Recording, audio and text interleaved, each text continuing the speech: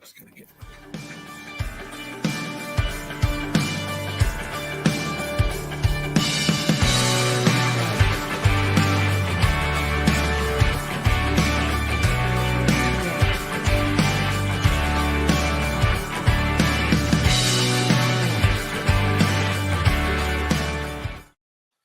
Hi there, welcome to Let's Talk Tottenham. It's a Friday, it's a preview, it's Aston Villa next. We've had a good run of form, helped as well immensely by Arsenal not turning up against Palace, and actually helped by Chelsea not turning up against Brentford and then following it up with Real Madrid. But yeah, we're here to discuss the Aston Villa game, everything in between, and can we get this top four place? Brian Daigle's going to join us shortly, but in the meantime, two great guests as well. Brad, how you doing? Hi, Chris. Well, thank you. It's happy Friday. The sun's actually come out, so it's all good. All good. Tottenham playing well. What could possibly go wrong? Oh dear, we're a minute in and we've already set ourselves up for fall. And Tommy, the Hotspur Hood, if you watched me on Monday, you'll know I was on the Hotspur Hood, Monday show on the Hotspur Hood now. And Tommy's got so many other guests coming up. How are you doing, Tommy? Yeah, all good, all good. It's great to be here. I'm going to be doing a teaser later as well. So this is a teaser of a teaser for me. I love being on this channel. So yeah, man. Four wins on the bounce. We beat Villa tomorrow. 4 wins on the bounce. So that'd be lovely. Considering it was win loss for about 3 months. Yeah, we can make it 4 now. Yeah, well, that leads us nicely onto our first point. And before I get there, thanks to everybody for watching. Thanks for all the comments coming in. Also, Artisan in the chat. How you doing, buddy?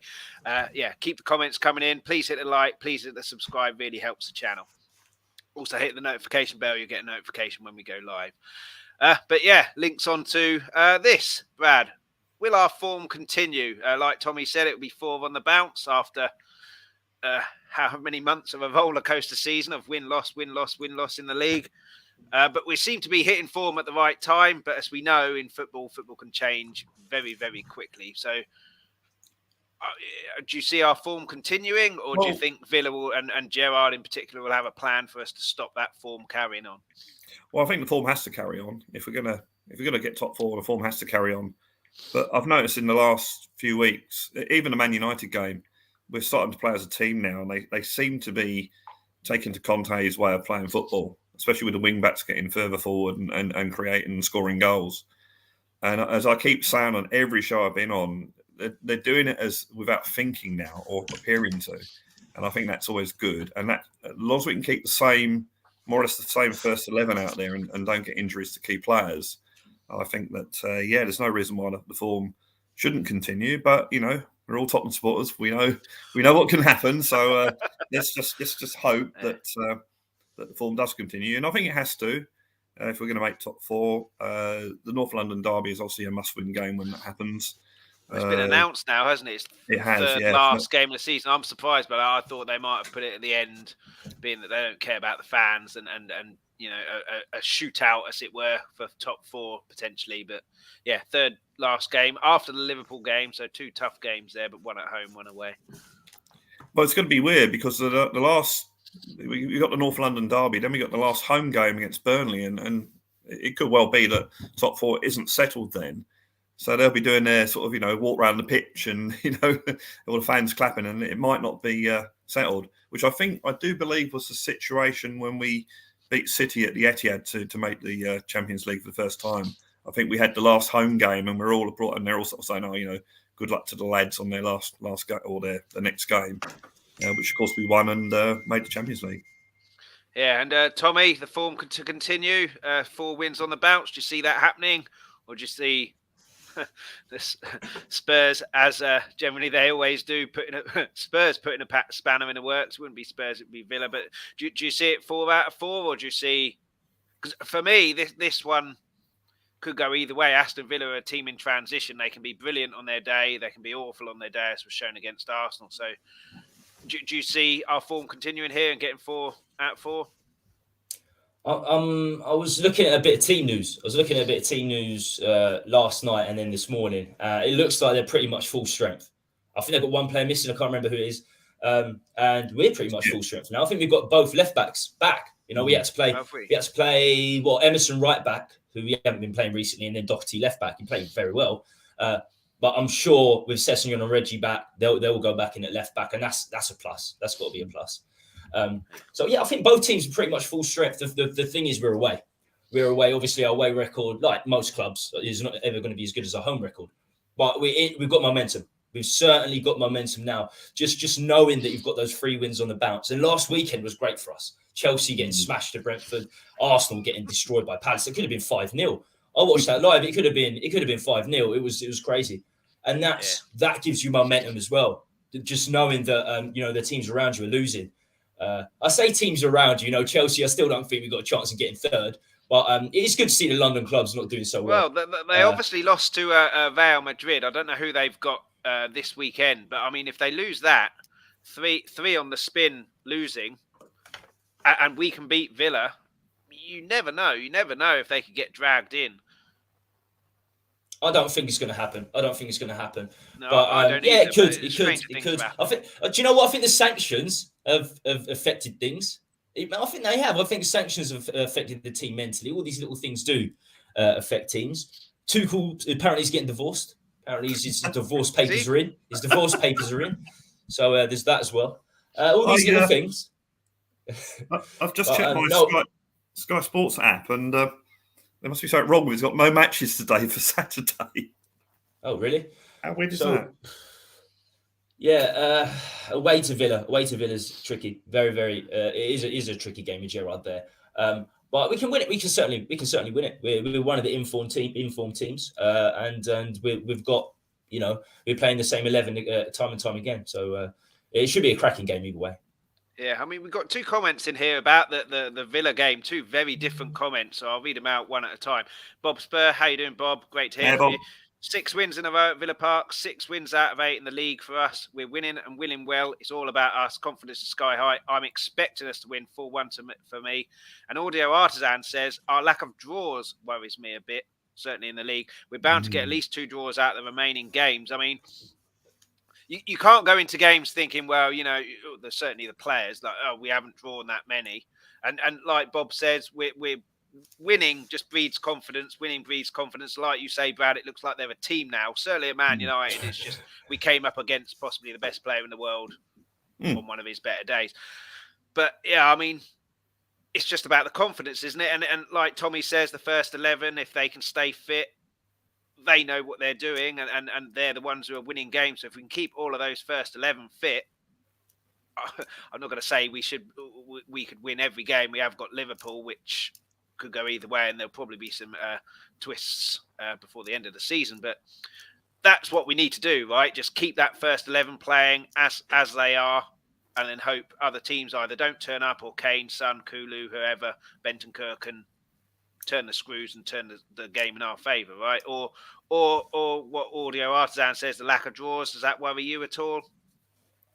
Only on the law of averages fact, which I was going to say the exact same thing. I bang on about that all the time, and it's nothing to do with form, nothing to do with who's got the best team. It's just one of those things. We've won 6 times at Villa Park. On the law of averages, if you flip a coin 7 times, the law of averages, you're not going to get heads 7 times, are you? So on the law of averages, there's always a possibility. We haven't had a draw for a while either, so there's always that possibility. And you never know what's going to happen. We could be leading 1-0, and then someone like Coutinho could have a shot from about 40 yards that takes a deflection and goes. There's all these sort of things that come into games. I think if Tottenham are in form and play like we can play, then I think we can win. But I'm worried about the fact that we keep winning there, and that run. I mean, we haven't won at Anfield for a long time, so every game we lose at Anfield is one game closer to when we win at Anfield. That's sort of one way of looking at it. By the way, Chelsea are away at Southampton on Saturday. So that won't be easy. It's not going to be easy. And someone actually posted this up the other day. I haven't fact-checked this mathematically. If Liverpool and Manchester City lose all their remaining games, and Tottenham, apart from this Sunday where it's a draw, and if Tottenham win all their remaining games, Tottenham win the title. Well, I mean, well, then you've got Chelsea as well, haven't you? You've got Chelsea. If they win all their games, they'll win the title as well, won't they? I've heard of optimism scraping the barrel, but I think you take the crowd there, Brad. But the weird thing is, if Chelsea do lose at Southampton and we win at Villa, I think we're only 2 points behind Chelsea. So with a game in hand, but then they're on bad form and we're four. And so you never know. They've got a much better goal difference. I mean, I know we've made 7 goals up on Arsenal in the last 2 games, but I think we're about 20 goals behind Chelsea. So that's 35 plus 35 Chelsea to our plus 15. Incredible. Yeah. It's all about momentum, isn't it? It's all about how you finish, not how you start. And essentially, there's 8 games left. Yeah. But I would say in Audio Artisan's defence, obviously, like Bob says, we're winning and winning well. But Audio, we wouldn't be Spurs fans if we were worried about Spurs messing it up a little bit. So in his defence there. But Tommy, you kind of mentioned these 2 teams as well. But do you think for the players, Arsenal and Chelsea losses, Arsenal in particular with Palace, will be an incentive to the players, or do you think they'll just be focusing on just win your games, whatever happens, happens? 100%, it takes effect. It will take effect mentally. It's the same with social media. It's the same with social. Every tweet that hits a player, they pretend they don't see it, but they do. They really do. Yeah. The power of social media and of course, games that have happened that are taking place before your games. I mean, at this stage of the season, as you just said, it's results. The only thing that matters is results. At the start of the season, it's performances. Performance. So lead you on to results going through the season. At this stage, doesn't matter how you get the victories, just that you get the victories. So that's what we need. We need those other teams to do poorly for the adrenaline, for the momentum of our own players. I think I'm not sure. Arsenal, they've still got a game in hand on us. Yeah, they have. Points. Yeah. They've got this game in hand on us, and they're on the same points. If they win the game in hand, they're 3 points ahead. But if we beat them, then we're level on points, and we got a better goal difference. So it's still more or less in our massive. hands. It's a 6-pointer. It's a 6-pointer. They say about relegation battles. The game against Arsenal is huge. It's 12th of May, isn't it? 12th of May. Yeah, because of that Palace game, if we win all our games now, we're in 4th because we've got to play Arsenal. We've got better goal difference. Yeah. We're only 3 points behind if they win their game in hand. Yeah. So if we win all of our games because we've got that Arsenal game, we're 4th. So it's now in our hands again. It is more or less. Yeah, it is. But that question there, Brad, that I asked Tommy, do Arsenal and Chelsea losing, will that be incentive to the players? Flip it round. Us winning, will that be a worry and is that what put pressure on Arsenal against Palace, knowing that we are breathing down their neck and our main guys that you expect to be scoring goals and doing well to get us results are doing well? Or do you think it's just they're a young team, young manager, not really been in this position before and came up against the Palace side who, in particular, their manager were hungry to get a result there? I think it does, because I looked before the Man United game. I looked at the remaining fixtures and did a bit of mathematics and based on Arsenal's form at the time, Spurs would have to have won most of their remaining games to get top 4. And of course, obviously Arsenal now see Tottenham playing very well and winning games comfortably. Don't forget, West Ham 3-1, I think, was a relatively comfortable victory. We put 5 past Everton and 5-1 over Newcastle. We're getting a bit of momentum. So, it's going to have an effect. Of course it's going to have an effect, especially if you're a young team, which we keep getting told that Arsenal are. The only thing I will say is that, and this is what Stell brought up the other night, was that the pressure's on us now. Before, when Arsenal were in 4th position, the pressure's all on them. Now it's on us. Because now we're in that position now. We've got the first game on Saturday. But then again, if we win that, then the pressure's on Arsenal again. So it's swings and roundabouts. And there's a lot of talk about the North London derby, and that Arsenal have got coming off the back of Leeds or whatever, and we got back of Liverpool.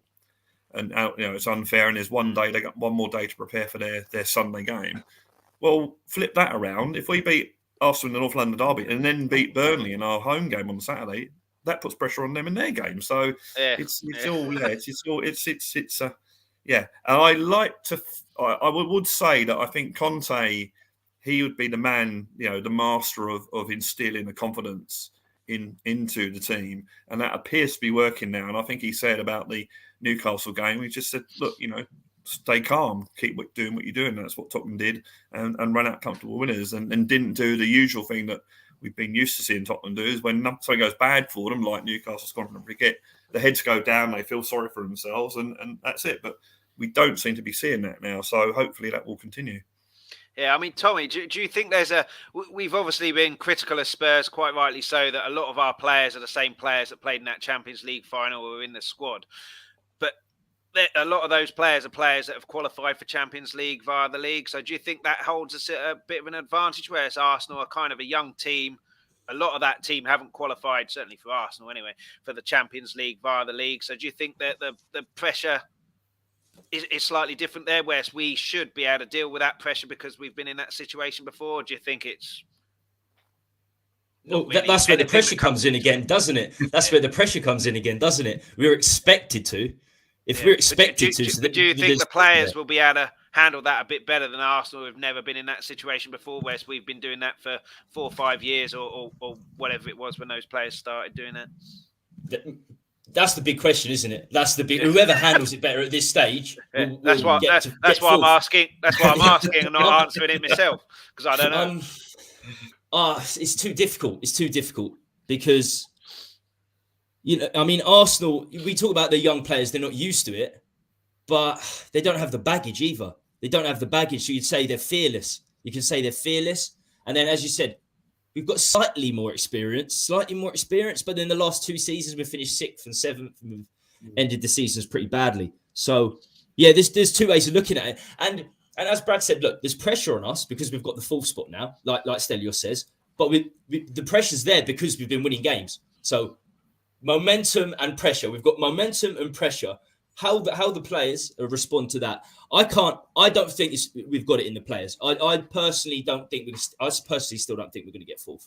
I think the players are mentally weak, even with Conte. I don't think he's been there long enough. I mean, if he's there 18 months, he can completely change the philosophy and the mentality of the team. He's not been there long enough. We've still got players there that are not good enough. But one good thing is Bentancur and Kulu. It's not just their ability, but they're used to being in very, very good teams. Bentancur especially. He was with Juventus since 2017, played a lot of games for them. So winning Scudetto titles. I know Kulusevski not as much. He's only been there a year and a half, and Juventus just sneaked in the Champions League last day of the season last year.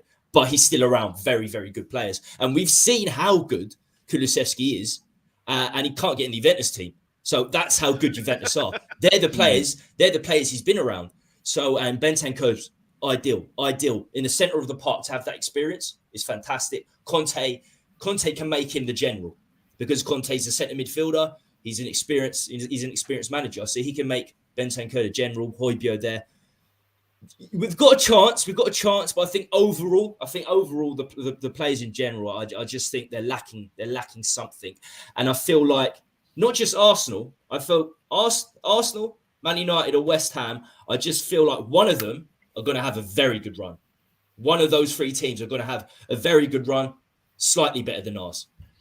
Yeah, that's how I see it. I mean, I always say for the last 3 seasons, including up to about 2 months ago, I've always said that we'll get 4th, and we've never got it. We've always messed it up. As soon as I started saying we won't get 4th, that's when our run of 3 games started. So we won't get 4th. I'm sticking to that. Bob Spurs said...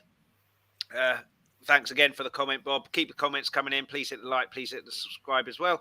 I don't think you can underestimate the psychological effect the Palace defeat will have on this young Arsenal side. Plus, like I keep on saying, they have at least 2 defeats in them before playing us. And, yeah, I mean, I don't know who they've got at the weekend. Brighton. At home. Thank you, Brad. Someone who does a podcast and has done for about 2 years would have found that out before we asked. But I mean, that won't be an easy game. But Brighton are kind of on the downward spiral at the moment. You'd have to assume that they'll win it. You'd have to assume they'll win. But if Arsenal lose that after the back of the Palace game, we can then beat Villa. I mean, we're 3 points ahead. They've got a game in hand. We've got a better goal difference. So unless they win 6-0 in their game in hand, they ain't going to get above us. And that psychological effect, like Bob says, could have all come from the Palace game. But we're possibly doing Villa a disservice here. We're all talking about, are we going to win? Are we going to turn up? But Will Villa be up for this game, do you think, Brad? I mean, there's an element that Newcastle, I thought Newcastle played quite well. And then as soon as they went 2-1 down, it's like, well, okay, well, we're safe now. It's not a huge amount of point. We'll get a pay rise anyway. We've got a club who are rich here. We might leave, but, we'll cross that bridge when we come to it. Do you think Villa are safe? They're probably not going to get into Europe. There's a huge gap between the top 7 and 8, I think. And then if Leicester win all their games in hand, they get back into that top 7. But Villa are next to, I think, 10 points off of that. So it's very, very unlikely they're going to get into Europe. They're not going to get relegated. It's obviously a Gerrard effect has happened to give them a few wins, but they're very much a team in transition. Do you think they'll be up for this game, or do you think it'll be, again, a kind of, not on the beach, but next season is our season? Where do you think Villa will stand on this game? First of all, subconsciously, you're going to be a little bit down, aren't you, really, if you've got nothing to play for, and as you say, you're safe. Yeah. So subconsciously, that's going to affect you. As indeed it affects the fans going to the games. I go into the games thinking, well, we want to win it. If we don't, well, what the hell, Having said that, Steven Gerrard, I don't think would accept defeat. I think he's a person that wants to win every game. And if he instills that into the Villa team, in much the same way Conte instills it into us, and they've got some decent players, Watkins, Coutinho, they've got some decent players there, and they've lost the last 3 games as well. They're playing at home, so that'll be a reason to try and win the game. But I think it's going to be a difficult game. I think they're very poor against Arsenal the other way. I was very disappointed in them the other week when they played Arsenal, because I thought they could snatch a point in that game, but they didn't. So if I felt that way when they played Arsenal, well, then there's no reason to not think that way about playing Tottenham this Saturday. So although I think subconsciously they might be affected, I think they'll be up for it. Yeah, and to be fair, we've got to go into that game expecting them to be up for it. That's the thing. When you get to these games, it's all very well raising yourself for games against West Ham or Arsenal, or Chelsea for that matter. But when you go to Villa, then you've got to say, well, this team's going to be up for it. You can't go there thinking, oh well, they're not going to be up for it. So I'm hoping that, whether they are or not, that Conte instills into our players that, hey, look, we've still got to play our best to win this game. Yeah, absolutely. And Tommy, do you think there's an element of no pressure on Villa at all? We're the team that need to win. Villa obviously want to win and finish the season as well as they can, but there's not a huge amount of pressure on them, so that Gerrard can kind of send them out, just enjoy yourself, and what happens, whereas we really have to win. Or do you think, there's pressure on Villa as well because they're at home? I don't think that would happen in many teams these days. I mean, I think you get like £5-6 million for each league position finish up the table. So at least £4 or £5 million. So the higher they get up, the chances are Gerrard will have a bigger transfer kitty going into the summer, and they want to go into the summer with some confidence. And he's still a new manager. He's a new manager, Gerrard, and we've seen how quickly things change. If Gerrard, for example, we've got 8 games to the end of the season. If he loses 6, he will be under pressure at the start of next season. His manager's job will be under pressure. We've seen how quick Lampard's going to get sacked. He's probably going to get sacked next week, regardless of the Everton result. He's only been there 5-6 games, and he's a legendary player. Lampard. So it doesn't matter. Nobody cares. So nobody cares about your reputation. So he's certainly not going to. I think he'll make sure the players are up for it. And Brad mentioned that they've lost their last 3 games, but the last 3 games have been difficult games. So West Ham, 3 games ago, only 2-1. Arsenal, I think 1-0 was 1-0, it? Yeah. And Wolves 1-0. Those 3 in the top 7.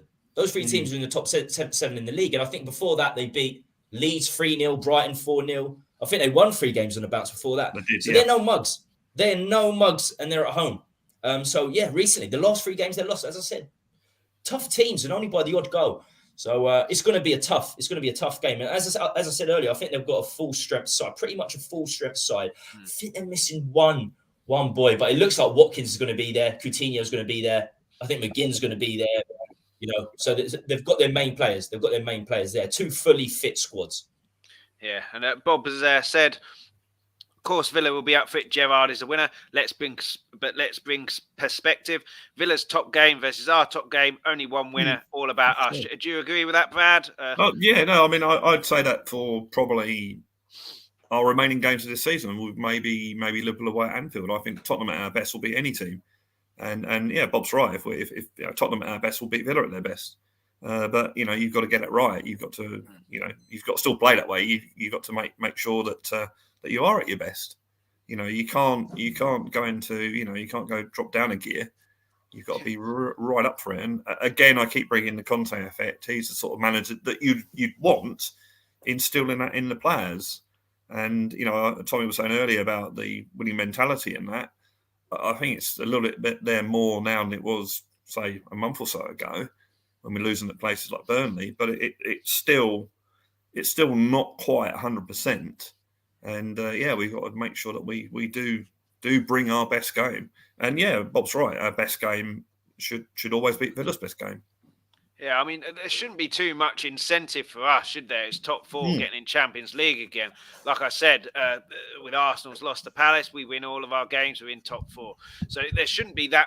Conte shouldn't really need to do much in the terms of motivation in the team talk. But yeah, Villa at home, they'll have that motivation there. They want to see, let their fans get off to a happy weekend. It's Saturday and have the good Sunday. But in terms of Villa, Tommy, mentioned them already. Watkins and Coutinho, they're obviously the headline hitter threats.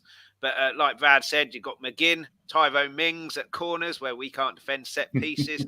And they've got a few others. And Watkins will be absolutely full of confidence, regardless of whether it was a tap-in or a long-range effort. He scored on his debut for England, which is going to be confidence and momentum for anybody. Coutinho on his day, unbelievable.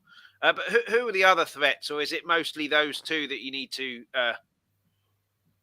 kind of sort out for us to get a result? In terms of attacking threats, you've got to say they're the two main guys, Watkins and Coutinho. Coutinho scored a lot of goals, especially at his first few games for Villa. But we know he can create. That's his biggest strength, is creation. I think their wide players, their fullbacks are very, very good too, which is a problem because our fullbacks, wing backs, if you like, are not, especially on the defensive side of things. Matty Cash on the right, Digne on the left. I think the worst piece of business Everton done is selling Digne to Aston Villa. He was their best defender. And he's quality. He wanted to leave from Barcelona. He's got pedigree. Everton signed him from Barcelona. He's getting first team for Barcelona. It's mad. It's mad. He wanted to leave though, didn't he? He wanted to leave because he fell out with Rafa Benitez. So they allowed him to leave because Rafa Benitez fell out with him. And the next week, Rafa was sacked. So that goes to show what Everton are right now. That goes to show Everton have got a good squad. Everton have got a good squad. They had a good squad at the start of the season. Ancelotti, they were fighting for fourth last season. The last couple of seasons under Ancelotti. They haven't changed a great deal. And Doucouré, I think Doucouré is a very good player. I'll be snapping up a couple of their boys if they get relegated. I would be. I'd be snapping up a couple of their boys. So they've made some big errors. And Digne for Villa is quality. Cash at fullback. They're going to cause trouble. When you said McGinn in the centre, but other than McGinn, their centre midfield doesn't worry me a great deal. I think they got young Ramsey. He's done okay, but I remember when we played against him earlier on this season, he was really, really poor. We done a job on him. We really done a job on him. But he's very young. He's probably grown since then. I can't remember the other one. I think Sanson. I think they play Sanson or someone else like that. The centre midfield is relatively weak. So if they're going to get us, it'll be from wide and then getting the ball to Watkins and Coutinho in the centre. So it's going. They've got Bailey as well, Leon Bailey, but he's just been injured the whole. I think he's had one assist this season. They've got Danny Ings as well, who I don't know if he's injured or not. Yeah, he usually scores against us. I think he might be the one that's injured. I think he might be the one that's injured, or he's just coming back. I think he's been injured recently. I think actually he's the one that's going to be like the crack fitness test just before the game to see whether he plays or not. That will be.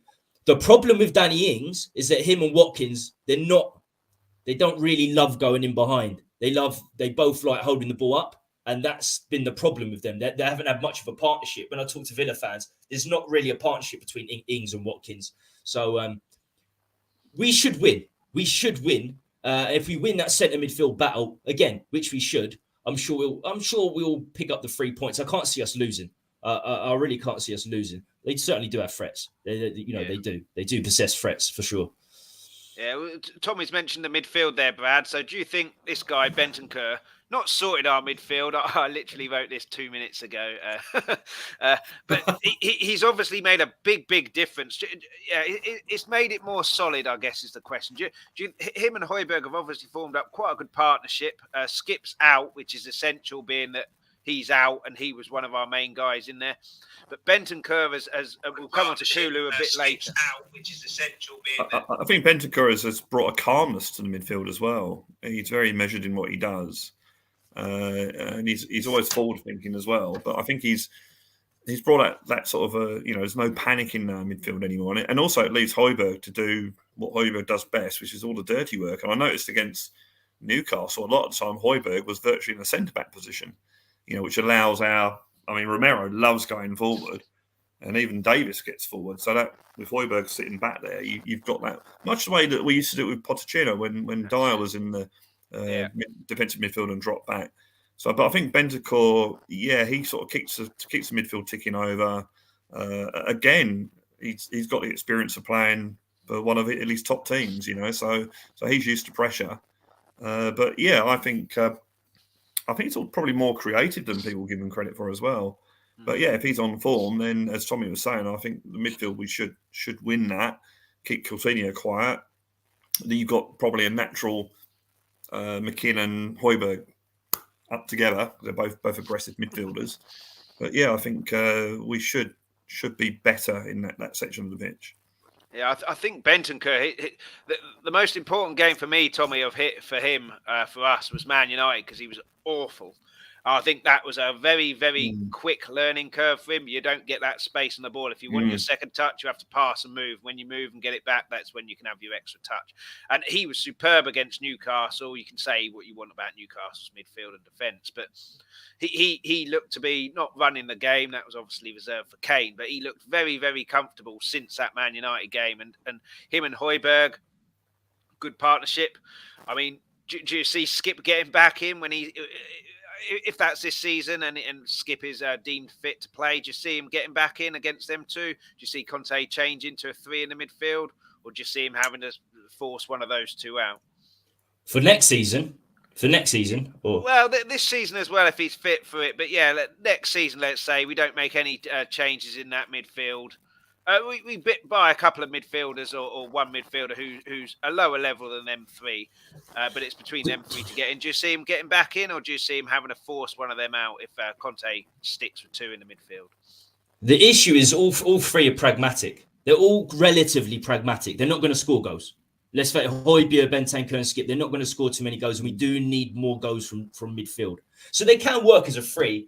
But if we did have a free next season, you want one of them to be at least slightly attacking, to be almost a natural number 10 that comes a little bit deeper to play in the free. I think that's what you want out of a centre, and those three are not that. So I can't see those three playing together. Maybe in rotation against certain teams, if you want to, if you're gonna as a substitution, maybe that you can play with those three. You can play with 2. You can definitely play with 2 pragmatic centre midfielders. We're doing it now with Højbjerg and Bentancur, because you've got the wingers. You've got the wing backs and the wingers flying up there. That's where your creativity comes from. So I don't see him playing together in a 3 as such next season or this season when Skipp gets back. I think there's a fight. It's good to have depth. It's good to have depth, and it's good to have fight. And we can see what we want. We can see what we want as fans. But the reality is, Conte is going to choose his team based on what happens in training, and that's what we forget as fans. It's great to see games, 90-minute games and 45 minutes in the first half. They're going to be at training 4 hours a day, every day of the week. So, and this is the same with all players. This is why Rodon doesn't get in the team. You can say what you want, how he plays for Wales, or he's done okay for Spurs.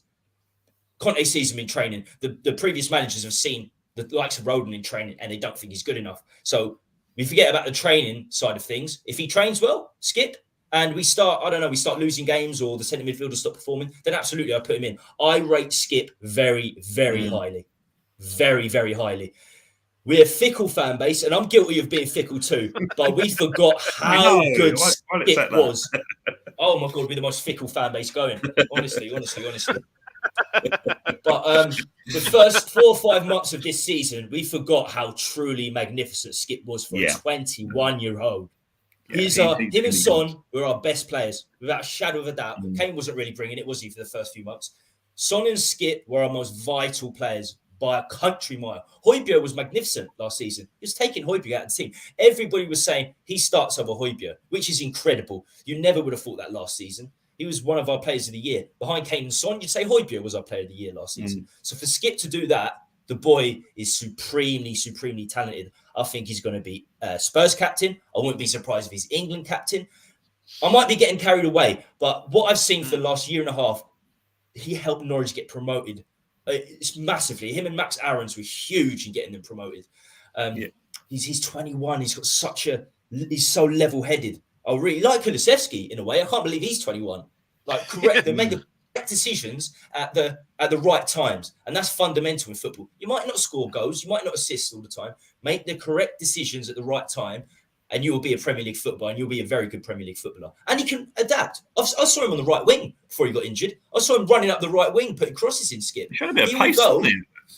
He'll go where the team needs him. He will go where the team needs him. What I worry about is this injury is very unique. This pelvic injury is very, very unique. I've never seen this before. And I'm very, very worried. I'm very worried this could be like one of those I know I don't want to curse it, but like a career-threatening injury. Because it's very, very odd. Very, very odd how it's been infected now. And now there's another setback. I'm thinking, I think there was something similar with Darren Fletcher. And he was out for a year and a half. So I'm worried. I'm worried about that. And it'll be just our luck. It'll be just our luck. Because this boy, this is the next big guy from our youth system for me. This is the next big one. So in the future, it's a great option to have. I think he'll be better than Højbjerg and Bentancur in the future. I think he'll be better than both, because that's only because I think Skipp's magnificent. That's not because Bentancur and Højbjerg are rubbish, just because I think he's magnificent. And as you say, Bentancur was poor against Man United. A lot of the players haven't performed against the big teams. Romero was poor. The whole team was poor against Manchester United. So we have to improve. The whole squad have to improve against the big boys. The good thing is we don't have too many of the big boys left going into the last few games of the season. Obviously, we got Liverpool and Arsenal.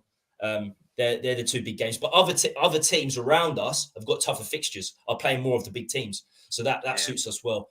There needs to be improvements, though. Bentancur needs to improve against the bigger boys. Romero, there are improvements needed. Yeah, well, Skipp, the biggest thing I was impressed with Skipp was his first game against City, which, say what you want about how the game panned out and all that, but Man City were the best team in England at that point. Vaz dropped off. Hopefully he'll be back. Hopefully Wi-Fi problems and he'll be back soon. But he was out of that game, and then he managed to claw his way back in, and then he was superb in the rest of that game. So there's no hiding from him. You see some players who don't get the ball, are fairly poor, start hiding and don't want the ball. There was none of that from him. And Audio Artisan here against regarding Bentancur. Yeah, he's both footed. Yeah, truly comfortable with both feet, so he makes the game look easy. And I think he was trying to do that against United, but slowly, and he's realised now that you can't be slow in the Premier League. And he's also said Darren Fletcher had an intestine problem, IBS. But yeah, I don't know too much about all of these, to be perfectly honest. But yeah, it was the same sort of development with injuries. It was one thing, and then it sort of supposed to be small, moved into something and he's been else. Out for months now. And Fletcher was never supposed to go out, so maybe not the exact same injury problem, but the same sort of transition. Whereas you think it's one thing, because they thought it was one thing with Fletcher, it was something completely different. And it ended up, he was out for a year and a half. So I hope that, he's got an infection. They thought it was one thing. Now he's got an infection, Skipp. Now it seems to be something else. That's worrying for a young man. That's very, very worrying for a young man. It's a great point with Bentancur, both footed. Yeah, this is very good. I've been super impressed with him. And coming to the other guy, our front three now, it looks like they've been playing together for years. And they've only been playing together since January, so 3 months. And I think what Kulu has also done is he's taken a lot of the focus off if Son and Kane don't score, we don't win. He's taken a lot of that focus off, taken a lot of the pressure off those two, so they can just play their natural game. And then what he's also done is, if Kane drops deep, it's only good if someone takes his place up top and he's got someone to aim for. Now he's got two. It used to be last season it was only Son, but now he's got two, and then even more if you count in the wing backs that have Højbjerg dropping deep, like Brad said, has allowed them to get forward. So not transformed our team, but he's completely... Well, he has transformed our team. I'll go back on that. He has kind of transformed our team, and we look so much more dangerous with him in it now. And the international break, when there were rumours that he'd fractured his cheekbone or something like that and was out, that was really worrying. That was as bad for me as if Kane had gone out or Son had gone out. But yeah, he's been a breath of fresh air. He's been absolutely superb. Looks like he's been playing in that front three and the Premier League for donkey's years, whereas Bentancur looks like it now, but he had a couple of issueless games. But yeah, Kulu, I mean, there's not a huge amount, much more to say than what we've been saying for the last 3 months. But how good is this guy, and how good could he be in this team? Pure quality. And let's not forget as well, a lot of Spurs fans were saying, oh, we don't want him, he's too slow.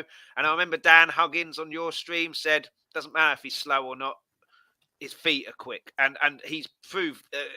Kulu has proved Dan right there on numerous occasions. And Teddy Sheringham weren't particularly quick, one of the best ever played in the Premier League. I think it's the fact that he's not quick and he's a winger as well. He's not quick in his wing. As soon as you say winger, you're like, oh, he's going to be rapid, he's going to take fullbacks on. He's not. He's not that type of player. Oh, I mean, he's left-footed as well, so you're not going to be... He's he can use both feet, but I think he's more left-footed than he is right. So he's always going to. Am I right there? Am I right there? Is he more an inside forward? I might have got it completely wrong. But either way, he comes inside. He comes inside more than he goes outside. And if you do that, then pace is not going to be so key because you're coming central. You're not trying to beat your man. And his decision making for a 21-year-old is brilliant. His ability to pass the ball, his ability to cross the ball. Do you know what? I have to praise Emerson on the weekend against Newcastle. It's probably the only time I'm going to say it this season. Because he must be aware, we go back to training and during the games, he must be aware that Kulusevski's fantastic. He's a fantastic crosser of the ball. So Emerson's crossing was terrible again for the first half of that game, first portion of that game. So after a while, when he was getting the ball in attacking positions, he was just like, do you know what? I'll just pass it to Kulusevski. Just pass it to Kulusevski and let him cross it in. And that's exactly what happened. He kept passing the ball back to Kulusevski, and Kulusevski was getting great crosses in again and again and again. So hopefully that will happen again. If Emerson does start on that side, just give the ball to Kulusevski and bang those balls in. He's a very, very different player to our other options, Lucas, who, again, these days doesn't try and beat players on the byline, but he comes so central. I mean, Lucas is not even a right winger the way he's been playing recently. He's a centre midfielder. He's not disciplined enough, is he? I mean, Kulusevski against City in particular was tracking back on the right to help Emerson out. I love Mora, but I don't see him ever doing that because he's not a right winger now. He's too much of a kind of vogue, if you like. Just yeah. He's not a right winger. He's a central midfielder. The way he sets up, he's like a right central midfielder, Lucas, and he just takes players on. He's been very good this season. I think he's been very good. But we need somebody that has the ability to cross the ball in, and Kulu has that. So, yeah, he's getting over Lucas every time for me. But he's a good option off the bench. Lucas. Yeah. The worrying thing is, the backup to those three, Son, Kane, and Kulu. If one was to get injured and you're a starting player, as I said, Bergwijn and Lucas are good off the bench. There's a worry. And that's why this summer, regardless of how good Kulu's been or how well he ends the season, we need depth in those positions. On the right wing, maybe on the left wing. Depends if Gil comes back and does something. But, we need depth. We can't just stop. We can't just stop there. And that worries me with Levy. It really does worry me. We say social media is so powerful. If we keep banging on about Benny and Kulu being these unbelievable signings, and he won't fucking sign anyone else in the summer, he'll sign one or two players. We know the power of social media, so he can come back to haunt us. Do you think, let's get to a few comments first. Bob Spur, best thing that happened to Benny was his shocking performance with Van United. Fred ran rings around him. Phil, he's learned so much from the game, near faultless since then. Pretty much what we were saying. He was good before though, Bobby, wasn't he? If you're still watching, Bobby, he was good before Man United. He just had one really bad game, then he come back. He's been far, far better, I think, after Man United than he was before, and I think Bob's right there. He learned so much from that game in terms of you don't get that space in the Premier League, certainly not against the good teams. And Audio Artisan, good point here. Berber and Van der Vaart both lack pace too, but were still awesome. I think Berbatov had the best control of any footballer I've ever seen. It was like Velcro to the guy. But yeah, in terms of Kulu and the transfers, obviously most football fans want a marquee signing, like a big money signing. But these two have proved that you don't necessarily need to spend massive to get good signings and ones that fit into your team. So I've said on previous streams before, in the summer, I'm not bothered about spending 100 million, 200 million. What I'm bothered about is spending and buying and selling what Conte wants to buy and sell. Doesn't matter if it's like for 10 quid, 10 million, 100 million, whatever. If he says, I want this person, it's within possibility. I mean, if he says, I want Mbappe, then that's not going to happen. But if he says I want 4 players, they're all available for 10 million, 40 million, and that's it, I'm happy with that if that's what he wants. So do you think it'll be not a scouting, but like it'll be him and Paratici scouting to get the players they want, not necessarily marquee signings? Or do you think Spurs fans still want a big money signing to show their kind of serious? Firstly, Paratici isn't anything for me. He isn't anything for me. He's just a puppet. For me, he's been a puppet from the very, very start. It was so obvious to me. The fans wanted a director of football. They got a director of football in Paratici that was sacked because he was so bad at Juventus. That's the reality. But the fans wanted it, so they got one in. They all clamoured to him. The reality is the only signings that were good, the only signings that have been good from Paratici are the ones from Juventus. Romero was at Juventus, Kulu and Bentancur. I don't think that's great from Paratici. I think all of them would have come in anyway. I think, they were, obviously Juventus allowed Romero to go out on loan to Atlanta with the agreed fee. So he wasn't doing well at Juventus. Obviously, he didn't do very well. It was very difficult for him because he had Chiellini, Bonucci and Delight as centre-back in front of him, Romero. So he was ex-Juventus. Then you had obviously Kulu and Bentancur happening in the last 2 days of the window. I feel like they were still rushed signings. They were rushed signings, and we've got away with it. We've got away with it because they've turned out to be brilliant. And as I said, Bentancur's got fantastic pedigree. So playing 20, 30 games a season in Juventus's title-winning campaigns, he's got fantastic pedigree.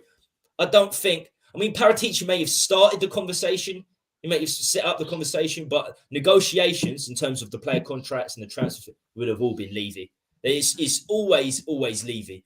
And they were rush deals. They were still rush deals, but they've turned out to be very, very good. I can't remember who said it. I think it might have been on one of your streams, but someone said that they thought that they'd been done and dusted weeks before, but Juventus couldn't let them go until they had a replacement. So Vlahovic, I think it might have been Josh who said it. So Vlahovic came in, and that then allowed the deals for Kulusevski, Bentancur to go through. But the actual agreement and everything was done weeks or days before.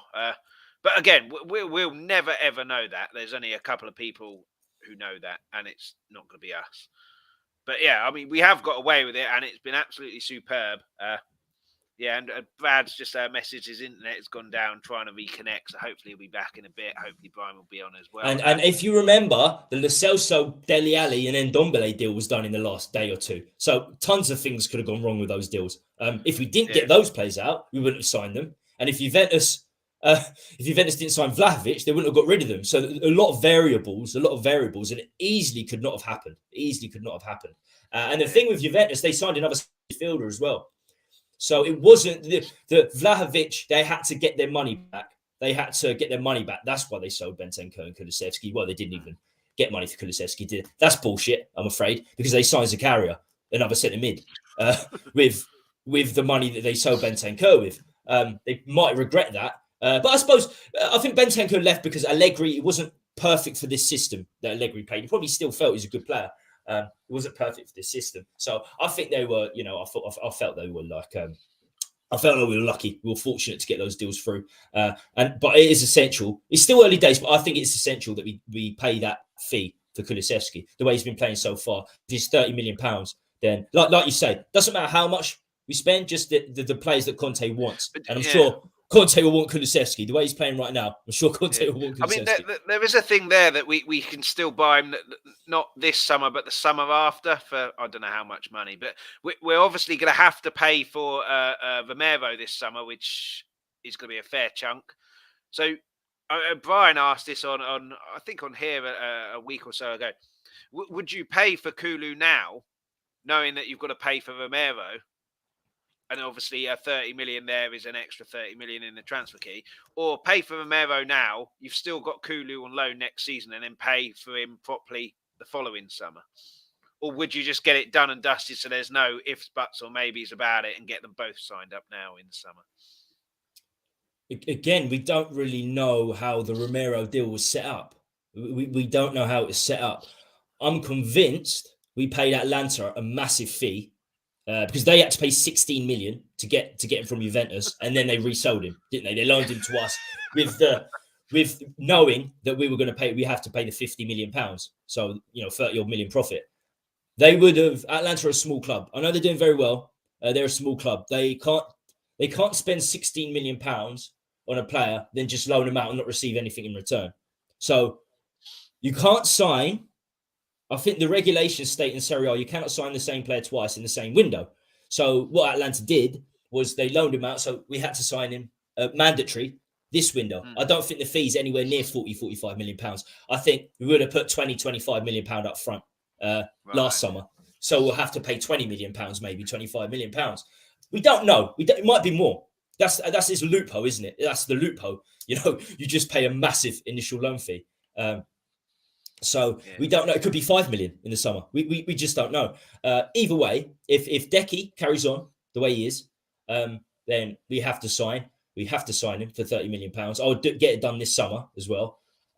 And Romero, we have to sign him. We actually have to sign him. So, he can't reject the contract. He has to accept the contract that we offered him, and they have to accept the £10 a week. £10 a week done.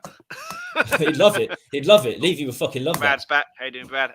Bob agrees with you here.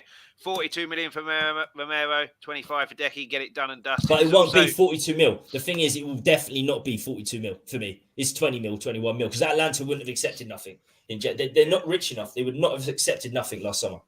Yeah, and he's also commented on Bentancur to you, Tommy.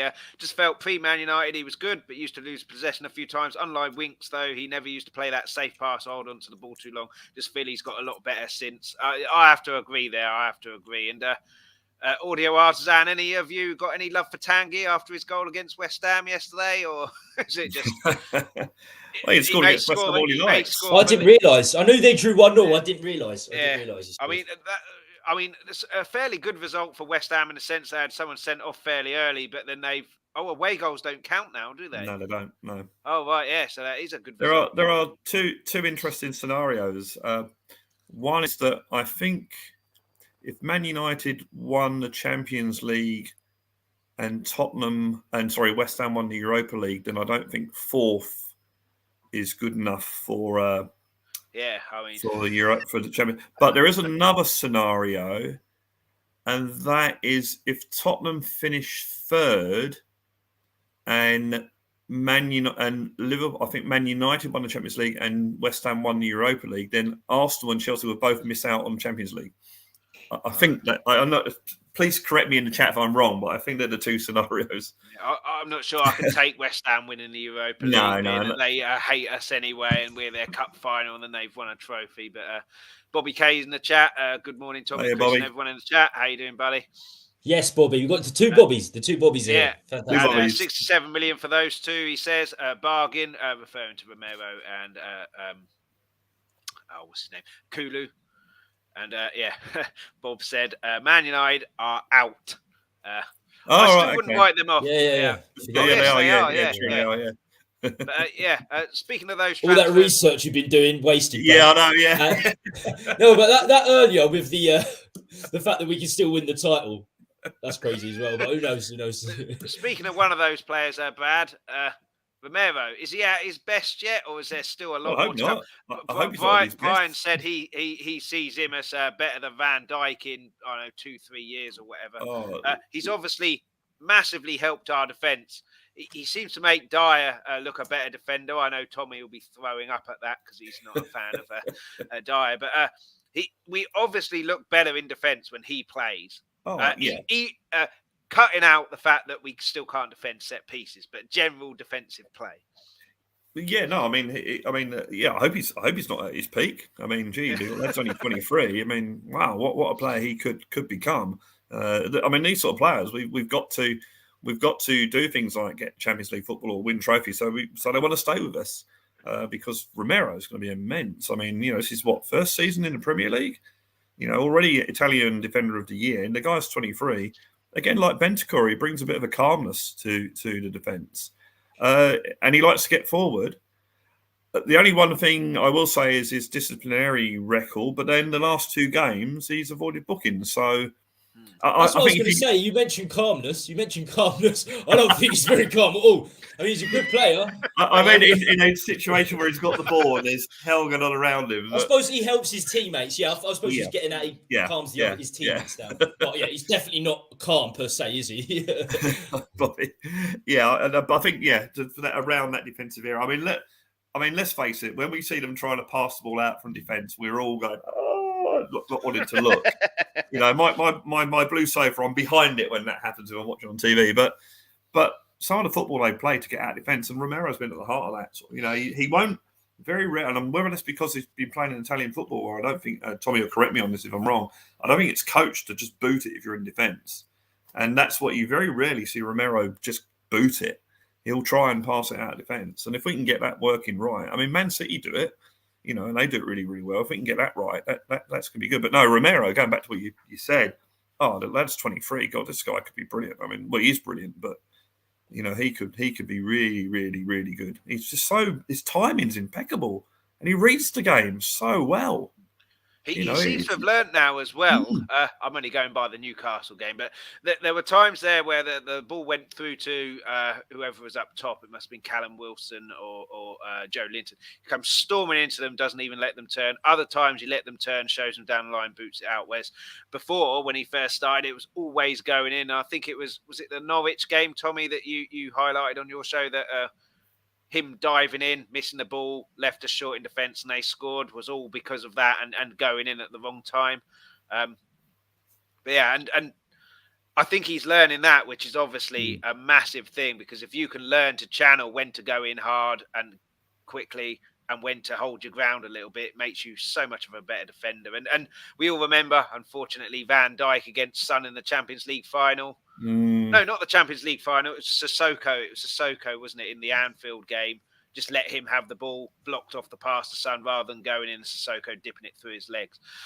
But yeah, absolutely superb. And we have to sign him in the summer. We have to make him a signing. And do you think there's been any improvement with him playing with Dyer, Tommy? I know you're not a fan of Dyer. I'm not talking about Dyer. I'm not talking about Dyer anymore.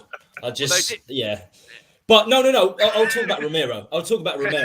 And my stream on Tuesday, I regret. I went back because I said, go and check out the stream on Tuesday. Buy, sell, loan. I said buy, sell, loan, and not buy, sell, loan. Keep, sell, loan out of 3 players, and it was Skipp, Kulusevski, and Romero. I'll put this to everyone else because I was hosting, and I said keep Skipp, and then the decision was, because I think Skipp's going to be absolutely phenomenal, as I've already stated. And then the decision was between Kulu and Romero. Just because people were pissing me off, I thought I said Romero sell, but I would have sold Kulu. But just to piss people off, I said I'll sell Romero because I knew I'd get backlash. But I find it funny. I'm not worried. I'm a big boy. I can take it. But with Romero, what I don't regret saying is there are weaknesses to Romero. There are weaknesses with Romero, and the biggest one is aerially. He is not good in the air. Is that something he can learn? Yeah, of course he can. But it's fundamental to being a good centre-back is being good in the air. And he's not been good in the air. So I'm not going to sit here and say he's the best centre-back in the Premier League. I've heard that rubbish. That's rubbish. And let the guy settle. Because he's been injured for 2.5 months. He wasn't good for the first 2 months. He wasn't. He was really bad. But he's playing in a 2. He's just getting used to the Premier League. So that's fine. But he's been injured for 2.5 months. So to say that he's been our best player and he's been absolutely magnificent, all that, he's been good, very good the last 6 weeks. Outstanding against Newcastle. Outstanding. Him and Bentancur doubling up on Maximin, fantastic. But there are weaknesses to Romero's game. And in this country, he's going to have to be better in the air. Set pieces, he's been beaten time and time again. That Ben Mee goal, the winner against us, Burnley, it was his error. It was his error. He missed him.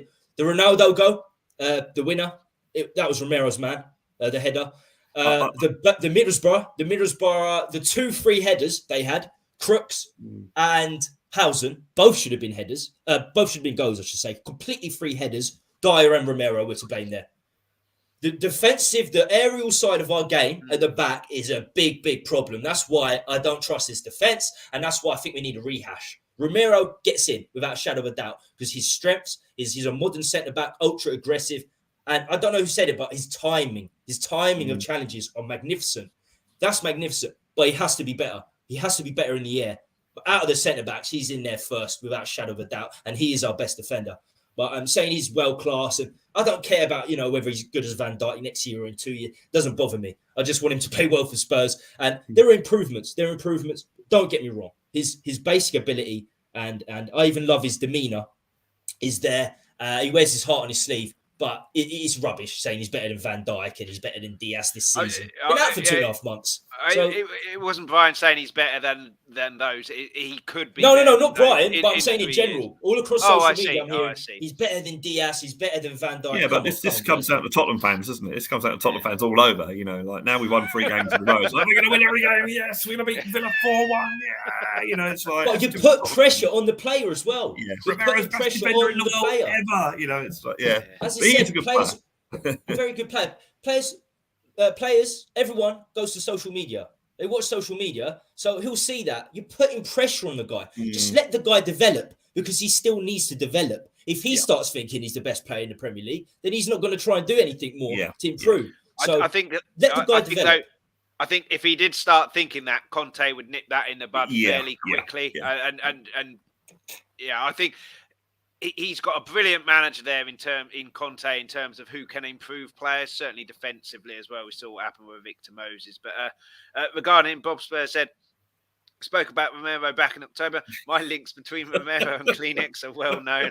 Get rid of this, Chris. I just saw it straight away. Get rid of this. Yeah. Get rid of this if he feels he can get the ball, he's going to go for it. He's got huge potential. Absolutely. And what a ridiculous thing this person is with the fucking picture. Cool, man, cool. But he hit the nail on the head there, Bob. Hit the nail on the head. He's got huge potential. He's still just 23. So it's still potential. It's still potential. Yeah, and I would say in your defence as well, with your thing on your stream, the keep, sell, loan thing, those 3 players, it would only be keep. So it's just whatever you said on that, you're going to get some criticism anyway by either selling or loaning Skipp. I thought my answer was the best. What? No comment. Was it keep Romero, loan Kulusevski, and put a wig on Harry Winks and say it's Oliver Skipp. I remember that. I remember that. I was so busy fighting with Stell. That some of the things were forgotten. But I remember that now. But in terms of the Villa game, we kind of coming to the end. Start with you, Tommy. How will the game pan out, and also who's fullbacks for us? Obviously, like you said, the 2 left backs are back, so you'd assume that one of those will be in for Doherty's position, but then Emerson will go out and Doherty will play on the right. So who would you be playing as the 2 fullbacks in this game? The things I say are unpopular in the fan base, but I try and be as unfickle as I possibly can. I try to be as unfickle as I possibly can. And I have to say, I was impressed with Reggie for the first 3 months of this season. I thought he was decent. I thought his attacking side of his game is gone a little bit. It has gone. But defensively, he's a little bit more solid. And that was his biggest weakness last season. He was very good attacking. He had a lot of defensive deficiencies. I think he's got better defensively. He's sort of... The attacking side of the game is not as great as it was last season. But I still think he's miles above Sessegnon. Sessegnon had a couple of good games, got 1 assist in 9 games. He's always injured. 1 assist in 9 games, and everyone's saying, this guy has to be above Reggie. He has to be above Reggie. I like Cess, but he's a left winger for me. We signed him as a left winger. He was magnificent for Fulham as a left winger. He's a left winger.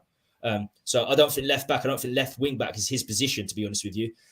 So Reggie comes in. Reggie comes in for me. Certainly. But who knows? We won 5-1. Who knows? You might stick with Roy on the right, but Doherty on the left. You never know. You never know. Yeah, I mean, I really like. Can I give you my predicted score? Because I've got to bounce. Oh, yeah, I was supposed to go 10 minutes ago, but whenever we talk centre backs, I get emotional. Whenever we talk centre backs, emotional. Prediction. Predicted score. I said 2-2 on Mahrez, but I'm going to go 2-1. I think Spurs can do it. Now I've seen the team news, and now I've looked closer at Villa's sort of midfield. As we've all discussed, I think the battle will be in midfield, and I think we've got a better midfield. So I think we'll sneak it. We'll sneak it 2-1. So before you go, Hotspur Hood, your channel. People watching this will know Mondays is the new Hotspur Hood is the new home for Let's Talk Tottenham on Mondays, along with various other channels as well, Tommy's own streams as well, and various others. But where can people find you? Yes, as you can see on my Twitter handle here at the Hotspur Hood, you can find that on Twitter. So you can follow me on Twitter. It's in the links in the bio to the YouTube channel. And it's as you just said, Chris is part of the channel now. He does his thing on a Monday, and I've got Marlon tomorrow. He does his reaction straight after the game. So that's whenever the game is. So sometimes it's Sunday, sometimes Saturday. So he'll do his reaction a couple of hours after the show. It's quite unique what Marlon does. He does 3 or 4 interviews with individual fans. So it's quite unique. I've got that coming. And I've got a few shows here and there. Yesterday I done a transfer show on my own. Tonight I've got a teaser. I've got a teaser again tonight. So there's always content to see. So if you haven't, please jump over to my channel, subscribe, but not before you subscribe to Chris's. It's great to see Chris's numbers go up. So you got to subscribe. A lot of people watch these shows but don't subscribe. You have to subscribe. And if you hit the bell, notifies you of future content. If you don't want to watch it, you don't have to watch it, but you're at least notified. And it makes a difference. Free. Everything's free. Subscribe, like, bell. It's completely free. So thanks for having me, Chris. Really enjoyed it. Problem. Brad, see you again. I've got to run. I literally got to run. Yeah. Cheers, Tommy. Cheers, Tommy. Make sure you get over to Hotspur Hood. We'll be there on Monday, 7:30 p.m. UK time. But plenty of shows, plenty of content Tommy's got over there. So make sure you get over to Hotspur Hood. Just before I put the same question out, the game pan out for you, Brad. Bob Spurs put his prediction 4-1 Spurs. Kane hat-trick en route to becoming top goal scorer and bringing it home for my 22-1 bet. He put, I can't remember when exactly he put the bet on. It was fairly recently, but 22-1 on Kane being top goal scorer. And I mean, the way he's playing at the moment, you wouldn't put that beyond him. Audio artisan. Hopefully Gerrard gets schooled. Mm-hmm. How do you see the game panning out, and who would be your wing backs? If Reguilon's fit, I think we should go with Reguilon as left back and wing back and Doherty on the right. I think that's our strongest pairing. I still think that we can upgrade on the two of them if we're to do anything next season title wise. As far as the game's concerned, again, I'm not going to go from what I've been saying all week. On form and at the top of our game, we'll win. But football, as not Jimmy Greaves, but the spitting image puppet of Jimmy Greaves once said, football's a funny old game. And the fact that we haven't drawn for a while, the fact that we've beaten Villa 6 times in our last 6 away games, that just makes me worry. And as Tommy said earlier on, or might be new, Chris, if you don't worry, you're not a Tottenham fan. So I just have a feeling it might be a draw. I really, really hope I'm wrong. And I still think we're in with a chance to top 4. I still think we can continue this form and win games. But it's still a difficult task. But no, I'm going to go a draw. I'm not sure what score, 1-1, 2-2. I don't really know. But that's my prediction. But again, it's not based on form or anything like that. It's based on the way life and sport happens, basically. Yeah, I mean, I think we'll win. I think it'll be tight, but we just have to do what we've been doing, which is get Kulu, get Kane, get Son involved, get Bentancur and Højbjerg, like Tommy said, to control that midfield. Yeah. And then that allows you, hopefully, to get your wing backs forward and join the attack as well. With what happens now when Kane is playing like he is and creating goals, and Kulu the same, you get runners. That's why Doherty, Emerson were in the box to score their goals, and why they haven't been in the box to score those goals before, because they know that it's wasted energy and it's likely to lose the ball, and then they're completely out of position. It's exactly what happened when Eriksen didn't play, when he was massively on form for us and we had Winks to come in.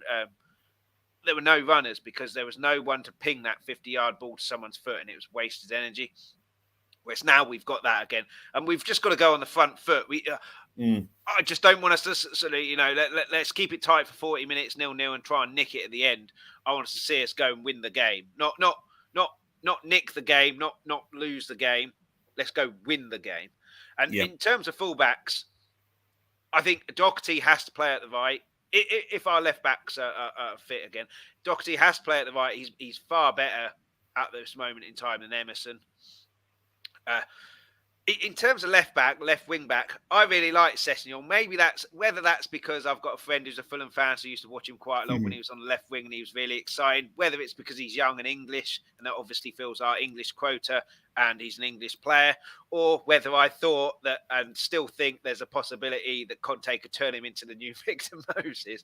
But at this moment in time, like I said, it's all about this top four, 8 games left, and you have to play your best players. And unfortunately, Reguilón is the better left wing back. So for me, it would be, if they're fit, Reguilón and Doherty as the fullbacks. And like I say, go out and attack and go and win the game rather than try not to lose. I will say one thing about Sessegnon, and that is that when we had, if you put Walker and Rose in as our wing backs, we've got a pretty impressive team out there. Yeah.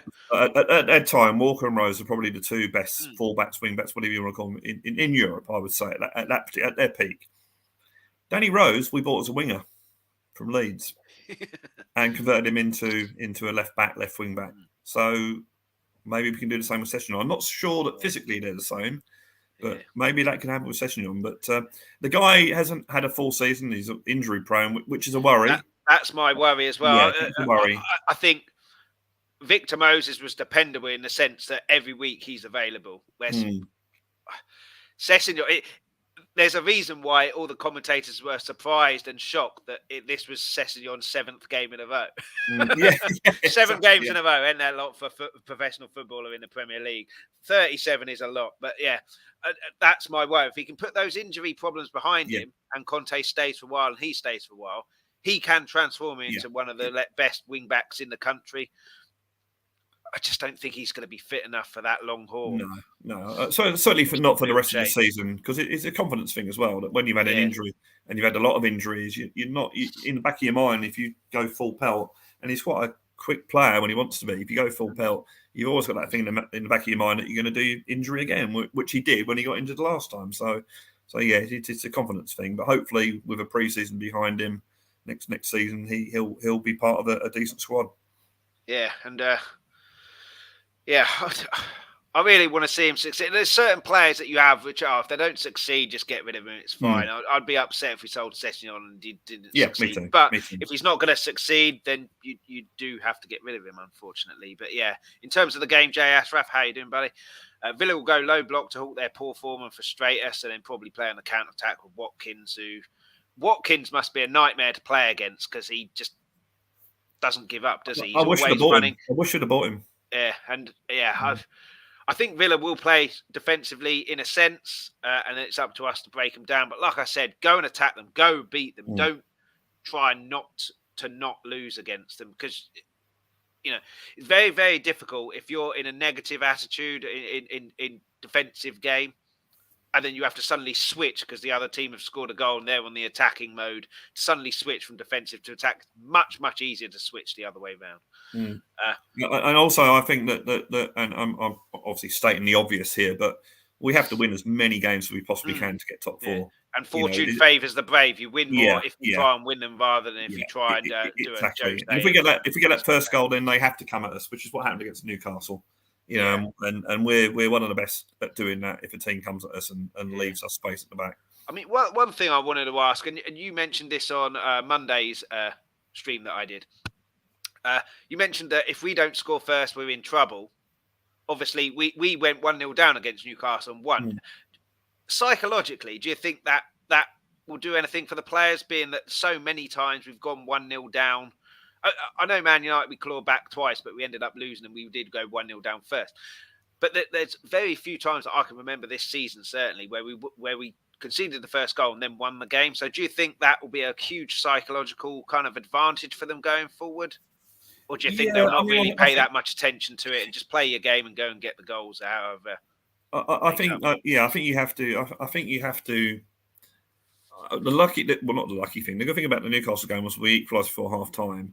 The problem is that even if you believe that you can come back from 1-0 down, it's like winning 4-3 and saying, "Oh, we're great at scoring goals. I don't mind if we win 4-3 every week." It ain't going to happen.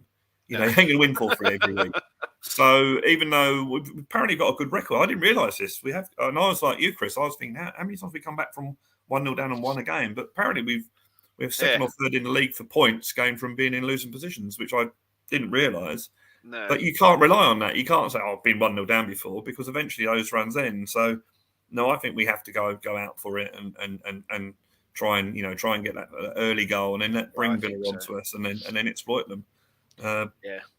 I mean, that's what I think as well. And hopefully for the rest of the season, Liverpool might be slightly different. I think that will be sit back and but if Klopp plays his suicide tactics again of having only two at the back with our three going forward, then I can see us getting win there. As unlikely as that sounds, but the likelihood is that we've got 8 games left. Chris. Lower averages. We've essentially got 7 games left, essentially, because most fans will probably have that Liverpool game as a write-off and a loss. But you never know, and they'll attack us. And if they leave gaps open and we can get a bit of luck, then you never ever know. But Bobby K, how you doing, buddy? We've won 6 in a row at Villa Park, so let's keep it going. Hit lucky 7, absolutely. Fortune favours the brave, and just go out and attack. Go and attack. Go and win the game rather than try not to lose the game. In all of our games this season, barring possibly Liverpool, where you are going to have to of course, otherwise Salamane and Co will destroy you. But pretty much reached the end. Thanks so much, Brad. No problems. Always a pleasure having you on. Ask every week. I asked on Monday. It's probably not likely to have changed, but music channel coming up, YouTube channel coming up. There's an update. There's a development in that I've actually recorded or videoed a song that I'm reasonably happy with. So that's the first time. I've got for those of you that have been watching me, I've had amplification problems with the vocals. Not that I'm any good singer anyway, but I've sorted that out. I've got it now where you can more or less hear what I'm singing about, which is half the point, really.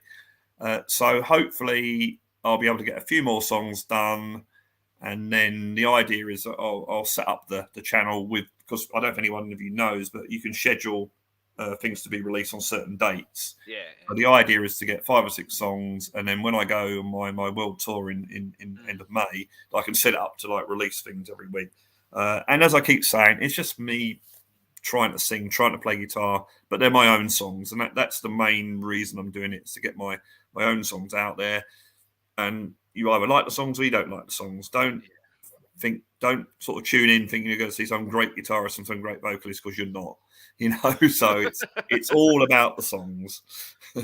Absolutely. And Brad's Twitter handle is in the description. So follow him on Twitter and you'll get updates when that channel is going to go live. Tommy's just Twitter handle's in the description, and then Hotspur Hood YouTube channel link is also there. So make sure you check that out. As Tommy said, click like, subscribe to get it right, to this guy as well, to Let's Talk Tottenham. And to be fair, any of the Tottenham YouTubers that are out there, this is an absolutely wonderful community. I'm so lucky to be part of it, and it certainly helped me, especially during lockdown. So help these guys out. Put a lot of time into it. I just basically haul myself around to each one's channel and talk rubbish for 15 minutes. But no, these guys put a lot of effort into this. So please click like and subscribe. And as Tommy said, it's all free. You don't get charged. Yeah. So. Absolutely, yeah. Thanks so much, and thanks so much for coming on. Always a pleasure having you on. Thanks so much to Tommy as well. Like Brad said there, please hit the like, please hit the subscribe. All free, really helps the channel. And then also hit the notification bell. You'll be notified when we're going to go live. And then hop over to Hotspur Hood. We'll be there on Monday, 7:30 p.m. for the Villa review. Same again, like and subscribe to the channel and the notification bell as well. And then follow Brad on Twitter. And then when his music channel comes out, likes on the videos and subscribe to the channel as well. And really appreciate it. And be back on Monday on Tommy's channel. We've got a new outro here, so that explains it all. Until then, let's hope we get a win, get this rolling. 4 wins out of 4. Really put the pressure on Arsenal and Chelsea if they can lose as well. And as always, come on, you Spurs. Come on, you Spurs. Thank you so much for watching, and to everybody who joined in the live chat. Before you go, please leave a like, please hit the subscribe button and the notification bell. It's all free and you'll be notified when we go live. Anyone who missed the live stream can still watch the replay on YouTube, and any comments, questions or suggestions on the comments there. For anyone listening to the audio-only podcast, thank you so much for listening. Anyone who wants that podcast, you get that wherever you get your podcast from. Alternatively, go to our Twitter or Instagram page on the screen. We'll be back on Monday on the Hotspur Hood YouTube channel. Give them a subscribe. We're there at 7:30 p.m. UK time. And we're on this channel, Let's Talk Tottenham, 12:30 p.m. UK time again on Friday.